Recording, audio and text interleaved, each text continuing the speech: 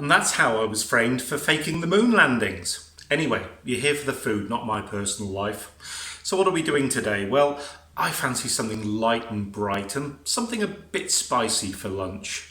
I know what we'll do. Let's make potato and pea curry. This light, tasty treat is quick to make, cheap as chips, and uses a lot of pantry staples. Here's the ingredients list. I'll put a copy of these down in the comments below so you can copy. Okay, let's get cracking. Right, into our hot peanut oil now. I've got this roundabout kind of on a medium hot temperature. First thing we're going to do is add our initial spices. So I've got our pinch of asafoetida. I've got our mustard seeds, our fennel, our chili. So these are going to go in, and you know very well that once these go in, the mustard seeds now are going to pop like crazy. So we're going to let these pop for a couple of seconds. Give them a good stir. Well, might not be as hot as I thought it was.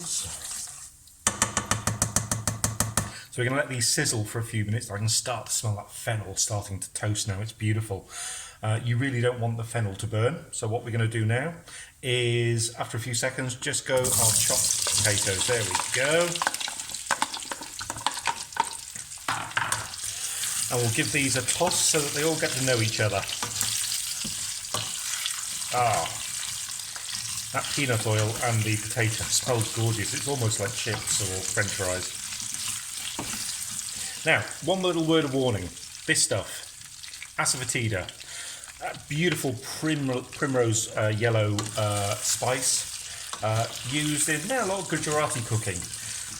Asafoetida comes from the sap of a large fennel-like plant that's got a beautiful yellow flower. It is intensely strong. So when in the recipe I put a pinch, I do mean a pinch. It might be a generous pinch, but asafoetida can overpower stuff. It's got an almost celery-like taste. So just a pinch that we have in there. So we're going to toast these now. So after 4, maybe 5 minutes, our potatoes are starting to soften and they're going a nice little browny colour. In goes our last set of spices, actually, including the sugar and salt. So that's the cayenne, the cumin, the coriander, the turmeric and the sugar. And so we're just going to fry these off now in the oil. I've stirred these just a few times now. You can see that the spices have developed and they've coated the potatoes beautifully.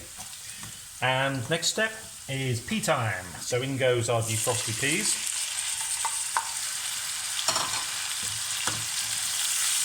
Obviously still a little water left in there.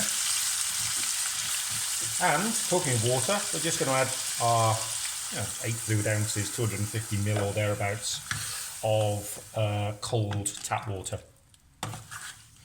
Now the water's in, I just need to bring this up to a boil and then we'll cover it. In fact, I'll cover it now.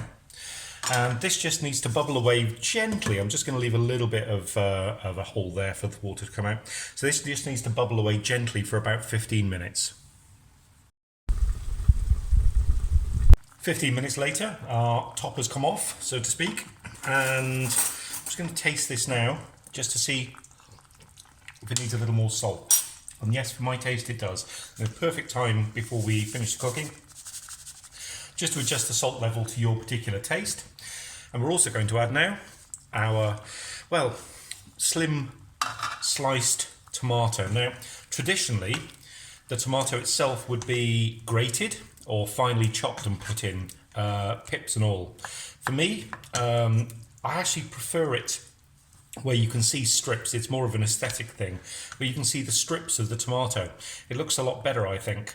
In addition, I've got a bit of a love-hate relationship with tomatoes because, Freud said it's always your mother's fault. Well, quite right in this case, because my mother, when I was a very young child, I was eating a salad and said, "Oh, you be careful of all those tomato pips.